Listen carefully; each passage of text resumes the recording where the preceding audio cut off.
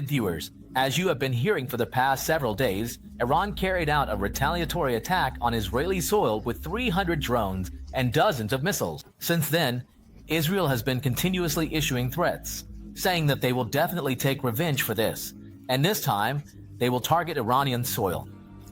In response, Iran has also declared its intention to target Israel with not just dozens, but hundreds of ballistic missiles, and has said that if there is any further escalation, they will not back down. Now, this situation has caused serious concern around the world, because a war between these two countries could drag the global superpowers into the conflict as well. The reason is that, in the event of any such possible war, China and Russia have openly announced their support for Iran, and once China and Russia enter the fray, the United States will also be compelled to get involved in this war. Because of this situation, it's not hard to imagine that the future may be hiding a deadly and terrifying war beneath its surface, one that could engulf the entire world. Friends, in today's video, we'll tell you about the military strength of Iran and Israel, and whether these two countries are evenly matched or if one is stronger than the other. Along with that, we'll also discuss which of these two countries is in a better position to inflict more damage on the other, and whether Iran would prove to be an easy target for Israel and the global superpower, the United States. So let's officially begin the topic.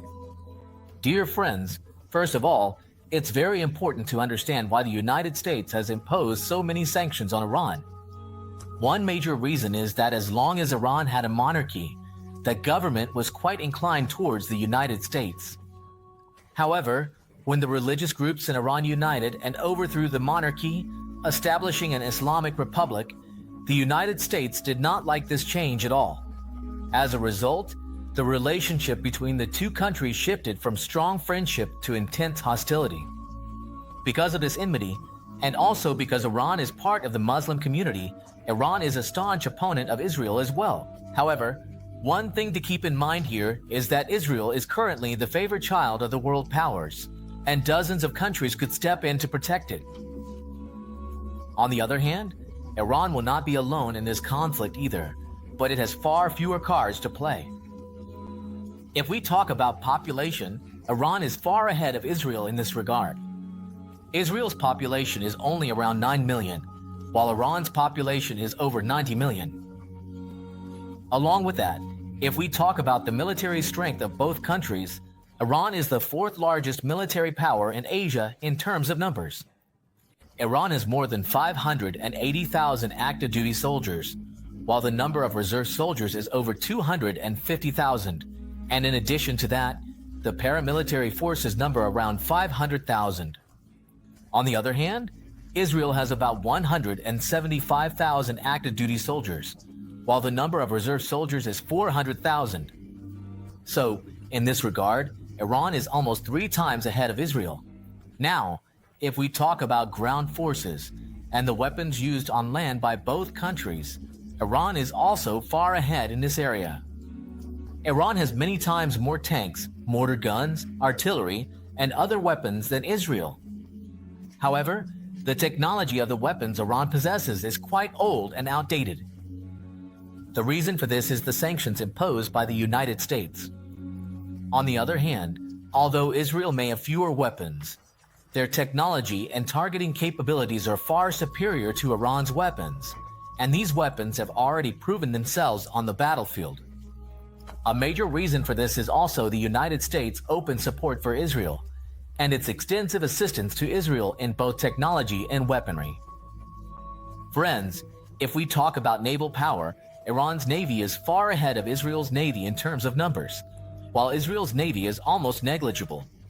However, here too, quality and technology come into play, because due to international sanctions, Iran has not been able to make significant progress in weapons technology. So even though Iran has a larger number of warships and other military vessels, they are based on very old technology, making them extremely easy to target. On the other hand, Israel's naval power may be insignificant in number compared to Iran, but it is equipped with the most advanced weaponry and enjoys the backing and support of the United States and Europe. This means that in the event of any war, Iran would not only have to face Israel, but would also have to confront the world's greatest superpower, the United States, as well as dozens of European countries at the same time. Friends, now if we talk about the Air Force, the situation is completely reversed here. Even though Iran has more than 500 different types of aircraft, all of them are based on extremely old technology and are at least 30 to 40 years old.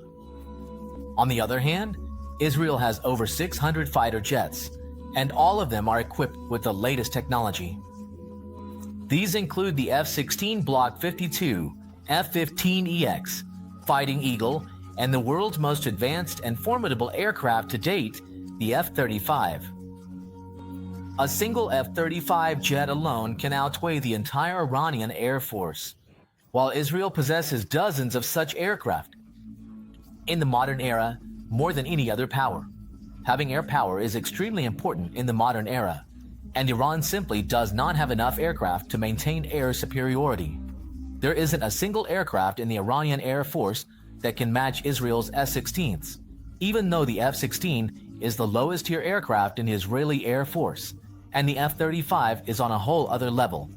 That's why, if a war breaks out, Israel could achieve air superiority and dominance over Iran within just a few minutes. Iran has no way to counter this. In such a scenario, Israel's air power would be decisive. Iran's only counter to this is in the form of missiles, and Iran has made significant advancements in the field of missile technology. Iran possesses, without exaggeration, more than 50,000 different missiles. If we look at the ground realities, it's also a fact that Russia and China will not be involved in this war from the very beginning. However, if they see that one of their key allies, Iran, is about to be crushed by global powers, they will step in forcefully. Not only that, but at the same time, Russia and China would never accept their major economic projects currently in Iran falling into enemy hands. Even so, if we talk about Iran's allied countries besides Russia and China, they include Yemen, Lebanon, Syria, and Iraq. Although the governments of these four countries may not officially consider Iran their friend, Iran's proxies are present in all of them. In Lebanon, Iran's largest proxy is present, known as Hezbollah. Hezbollah is the largest non-state group in human history, whose power surpasses that of any regular force.